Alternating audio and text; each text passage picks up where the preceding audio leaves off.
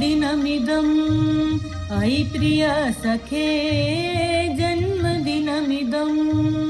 अयि प्रिय सखे शान्तनोतु ते सर्वदा मुदम् शान्तनोतु ते सर्वदा मुदम् प्रार्थयामहे भविष्यतायुषी प्रार्थयामहे भविष्यतायुषी ईश्वरः सदा त्वं च रक्षतु ईश्वरः सदा त्वं च रक्षतु पुण्यकर्मणा कीर्तिमार्जय पुण्यकर्मणा कीर्तिमार्जय